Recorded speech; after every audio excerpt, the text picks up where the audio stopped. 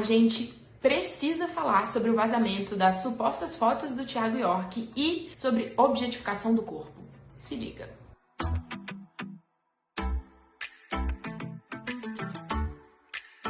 Oi gente, tudo bem com vocês? Eu tô aqui fazendo mais um Ananda Explica, dessa vez fora de hora, por causa da indicação de um querido seguidor meu, o Kelvin. Ele falou comigo e eu achei super importante a gente falar sobre esse assunto. Eu não sei se todo mundo sabe, mas na terça-feira, dia 14, surgiram fotos íntimas atribuídas ao Thiago York na internet. Foi aquele bafafá todo, gente, uma loucura, ele foi parar nos trending topics do Twitter, tava todo mundo falando sobre isso.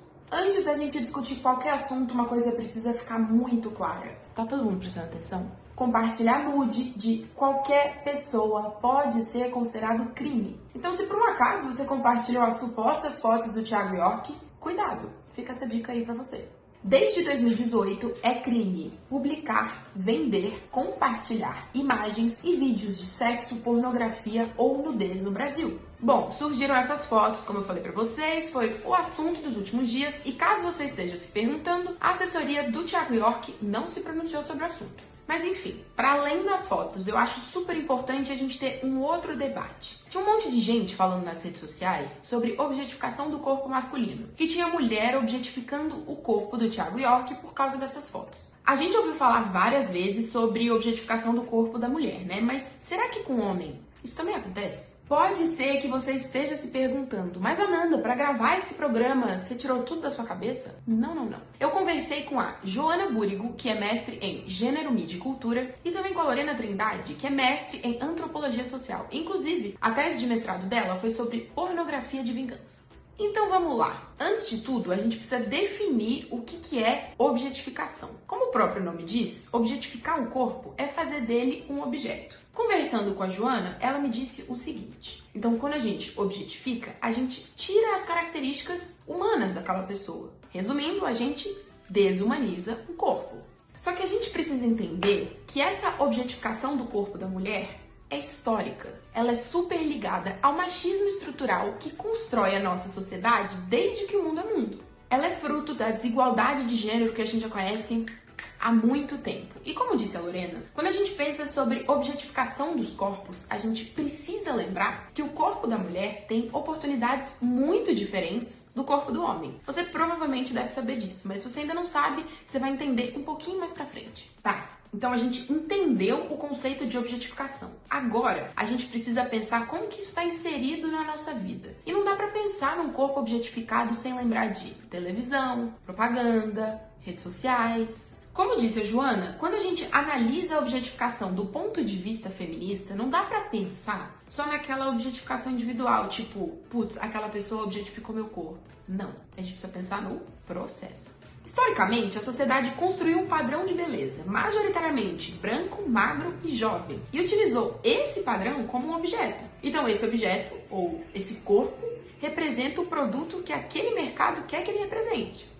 Ah, e tem um detalhe. Se você não segue esse padrão, você é fracassada. Contém ironia. Beleza. Então a gente entendeu de uma maneira bem simples como que essa objetificação funciona na nossa sociedade. Antes de falar sobre as diferenças entre objetificar o corpo de um homem e de uma mulher, a gente vai falar sobre as consequências da objetificação. Eu já tinha falado lá no começo, lembra daquela conversa que eu tive com a Joana? E ela me disse que a primeira consequência é a desumanização. Então você tira as características de vida daquela pessoa e transforma num objeto.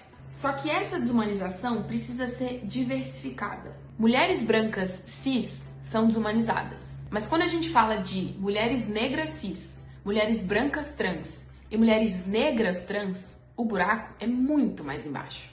Lembra que eu falei que desumanizar alguém é tirar as características vivas dela e transformá-la num objeto? Então, na nossa sociedade, esse objeto vira objeto de prazer do homem hétero. Vocês já pararam pra pensar que existe toda uma estrutura de filmes, de sites de pornografia, de aplicativos pro prazer do homem hétero? Mas Ananda, por que isso? Anjo, essa resposta é gigantesca. Mas eu acho que dá pra gente tentar resumir e pensar que a liberdade sexual do homem é enorme. Durante a vida dele, essa liberdade é super estimulada. Nas mulheres, já não acontece o mesmo. Mas aí a gente pode entrar até num debate de masculinidade tóxica, só que isso vai ficar pra outro vídeo, porque, meu anjo, a história é longa. Então, aí eu tava falando com a Lorena e ela me disse o seguinte, que a liberdade sexual da mulher ainda é muito julgada. Enquanto a liberdade do homem é celebrada, a da mulher é condenada. Depois de tudo isso, acho que dá pra entender por que é diferente objetificar o corpo de uma mulher e objetificar o corpo de um homem. Só que se não ficou muito claro, ainda dá pra gente entender um pouco mais. Você pode me perguntar, Ananda, dá pra objetificar o corpo de um homem? Dá. Mas as consequências da objetificação desse corpo são completamente diferentes da objetificação do corpo de uma mulher. E isso precisa ficar bem claro. Então, por exemplo, você, mulher hétero, decide ficar com um cara e só ficar por interesse sexual. Então, assim, você vai usar o corpo dele simplesmente como um objeto para te dar prazer. Então, de certa forma, você tá objetificando o corpo dele, certo? Só que por trás disso não existe um processo histórico e estrutural como a gente está falando desde o começo do vídeo. Então, eu vou ler umas aspas da Joana, que ela me mandou. Vamos lá. Abre aspas. Sistemicamente, mulheres não ocupam lugares de poder para desenhar possibilidades sexuais nos quais os homens existem como fantasias do nosso desejo. Quem dirá como objetos do nosso desejo? Fecha aspas. Beleza, vamos falar então de um caso supostamente concreto. Vazou uma nude de um cantor famoso. Qual foi a reação?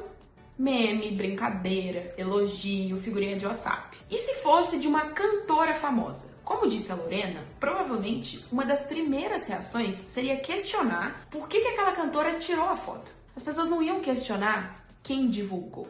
Fora que ia surgir uma chuva de críticas ao corpo dela, lembrando daquele padrão que a gente falou desde o começo, lembra? Eu acho que depois de tudo isso, deu pra gente entender um pouquinho a diferença entre objetificar o corpo de um homem e objetificar o corpo de uma mulher. Eu tentei juntar nesse vídeo a divulgação das fotos íntimas e qual que é a consequência dessa divulgação na nossa sociedade. Mas antes de ir embora, eu queria lembrar uma coisa. A questão aqui não é condenar quem envia uma nude ou condenar o próprio envio da foto. Não. Se uma pessoa te mandou uma foto, é porque ela quer que você e só você veja essa foto. Então, divulgar para uma outra pessoa sem o consentimento do dono ou da dona, é aí que tá o problema. Fechou?